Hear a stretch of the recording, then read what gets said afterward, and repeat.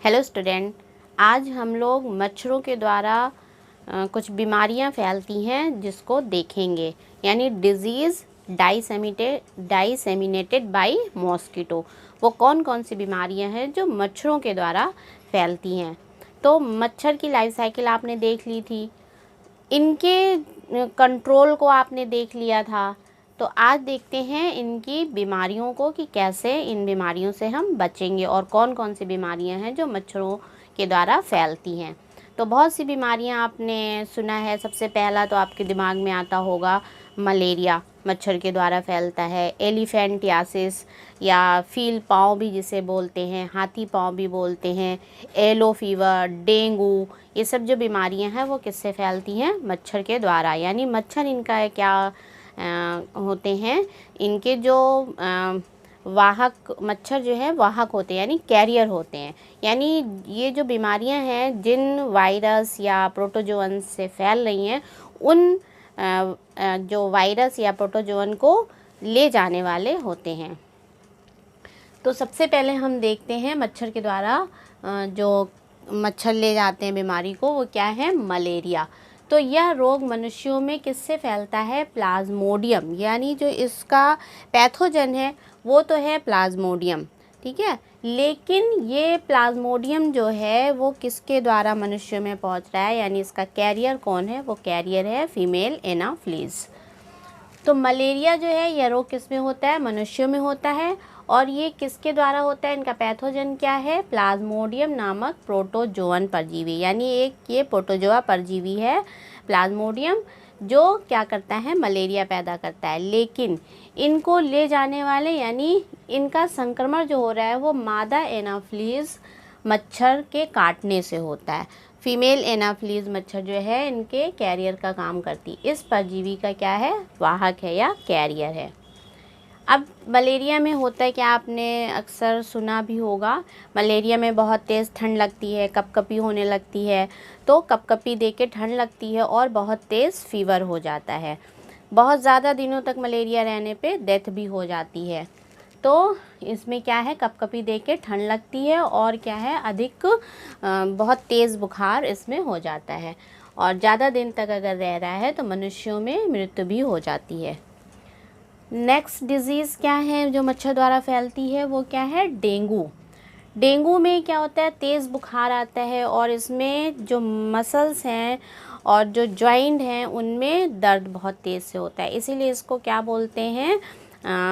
हड्डी तोड़ बुखार भी कहा जाता है, यानी बोन ब्रेकिंग फीवर भी कहते हैं। तो डेंगू क्या है? डेंगू जो है वो किस हड्डी तोड़ बुखार या बोन ब्रेकिंग फीवर को कहा जाता है। इसमें हड्डियों तथा जोड़ों या मांसपेशियों व सर में क्या रहता है? बहुत तेज़ दर्द होता है। और ये डेंगू जो है वो भी किसके द्वारा होता है? इनका पैथोजन क्या है? वायरस। तो ये वायरस के संक्रमण से होता है। लेकिन इस वायरस का जो वाहक है, कैरियर है, वो क्या है? क्यूलेक्स फैटिंगस और एडीज इजिप्टियाई मच्छर होते हैं।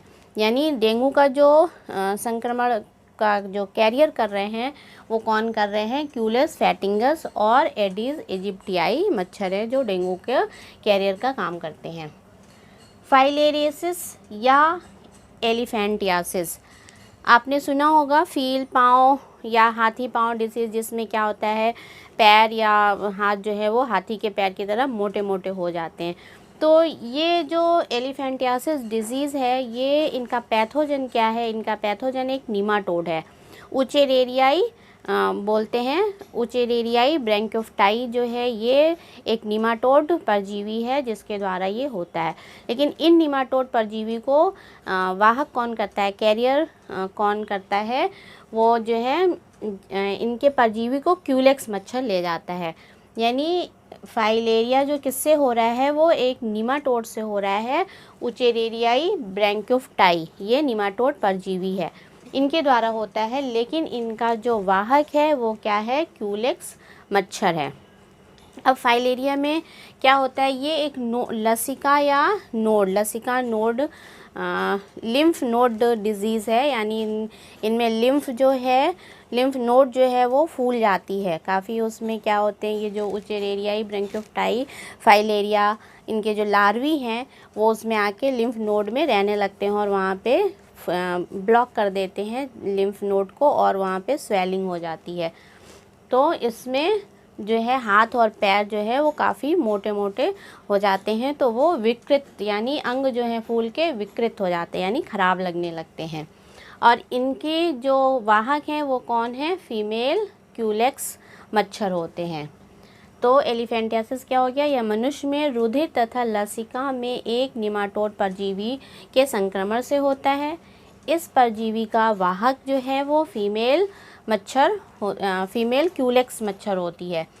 इससे ग्रसित व्यक्तियों की मृत्यु तो नहीं होती, परंतु हाथ पैर व जननांग जो है फूल के विकृत हो जाते हैं। वो हाथी की तरह पूरा पैर हो जाता है और हाथ हो जाते हैं और जेनाइटल ऑर्गन जो होते हैं वो भी फूल जाते हैं, जिससे वो क्या है? विकृत हो जाते हैं और दिक्कत होती है। नेक्स्ट डिजीज़ है इंसेफेलाइटिस। इंसेफेलाइटिस बीमारी भी किसके द्वारा होती है? ये वायरस द्वारा जनित रोग है, यानी वायरस द्वारा होता है। लेकिन इन वायरस का जो कैरियर है, जो वाहक है, वो क्या है? क्यूलेक्स और एडीज़ मॉस्किटो है, यानी फीमेल क्यूलेक्स और फीमेल एडीज़ मॉस्किटो द्वारा जो है ये कैरी किए ये विषाणु जो हैं वो एक जगह से दूसरे जगह पहुंचाए जाते हैं इंसेफेलाइटिस के।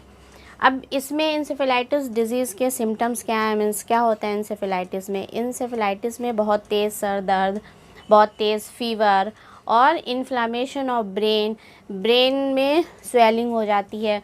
तो ये बहुत तेज़ फीवर आता है, ब्रेन में स्वेलिंग हो जाएगी और क्या होगा? हेडेक होगा, जिससे क्या होती है? बहुत ज़्यादा होने पे क्या मनुष्य की मृत्यु भी हो जाती है इंसेफेलाइटिस से।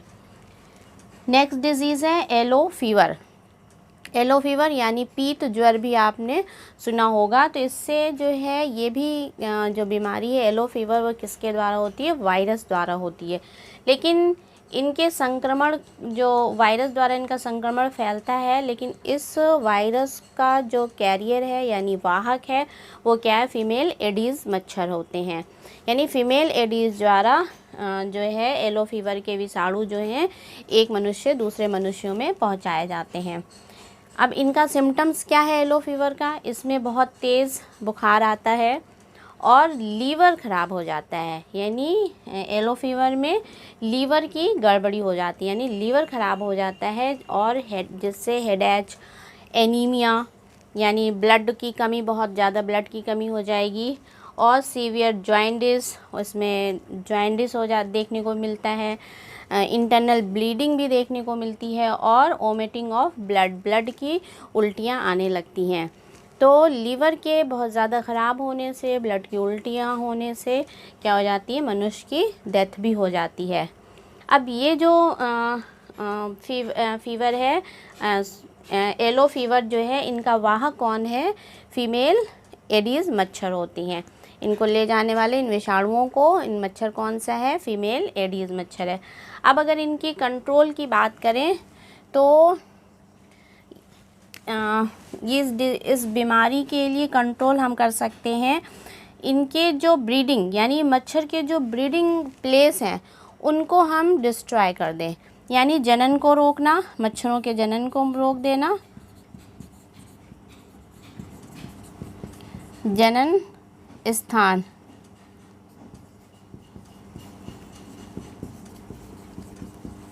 नष्ट कर देना। ठीक है, जनन स्थान नष्ट करने के लिए मच्छर आप जानते हैं, यानी मच्छर का जो जनन होता है वो कहाँ होता है? पानी में होता है। रुके हुए पानी में मच्छर जो है वो जनन करते हैं। तो रुके हुए पानी को हमें जो है वो साफ़ कर देना चाहिए। पानी कहीं रुके नहीं, बाल्टी में पानी वगैरह नहीं रुकना चाहिए। ट्यूब है, टायर है, कूलर है, तो उसमें पानी 2-3 दिन का नहीं रुकना चाहिए। हमें उन्हें साफ़ कर देना चाहिए, सुखा देना चाहिए। दूसरा, हम इनका कंट्रोल कैसे कर सकते हैं? बायोलॉजिकल कंट्रोल कर सकते हैं। बायोलॉजिकल कंट्रोल के लिए बहुत सारी ऐसी फ़िशेज़ होती हैं, जैसे गम्बूसिया है, मछलियाँ जो इनके लार्वी को खाते हैं। तो मच्छर के जो लार्वी या प्यूपा हैं उनको वो फ़िशेज़ खा लेती हैं। तो ऐसे जहाँ पानी रुका हुआ है या पॉन्ड है, डीचेज़ है, वहाँ पे हमें क्या करना चाहिए? फ़िशेज़, गम्बूसिया फ़िश पालनी चाहिए। इसके अलावा जो केमिकली हम कंट्रोल कर सकते हैं। तो केमिकली कंट्रोल करने के लिए हम ऑयल, जहाँ पे पानी है उनके सरफेस पे थोड़ा केरोसिन ऑयल या पेट्रोल थोड़ा सा डाल देना चाहिए। तो ऑयल जो है वो सरफेस पे क्या करता है, जो प्यूपा या लार्वी हैं उनके रेस्पायरेशन को रोकता है। वो ऊपर सरफेस पे फैल जाता है जो उनके रेस्पायरेशन को रोक देता है। तो प्यूपा और लार्वी जो है वो रेस्पायरेशन नहीं कर पाएंगे और वो मर जाएंगे, आगे वो इमेगो नहीं बना पाएंगे। इसके अलावा कुछ केमिकल जैसे रिपेल करना, मॉस्किटो को रिपेल करते हैं, जैसे ऑर्नामेंट हैं आपके, ओडोमास क्रीम है, ये सब लगाना चाहिए, जिससे कि क्या है, मच्छर काटेंगे नहीं, वो हट जाएंगे। इसके अलावा आप नेट का यूज़ कर सकते हैं, मॉस्किटो नेट, मच्छरदानी वगैरह लगा के आप बच सकते हैं। तो ये तो थे इनकी कुछ मच्छरों द्वारा फैलने वाली बीमारियां और उनसे बचाव। Thank you.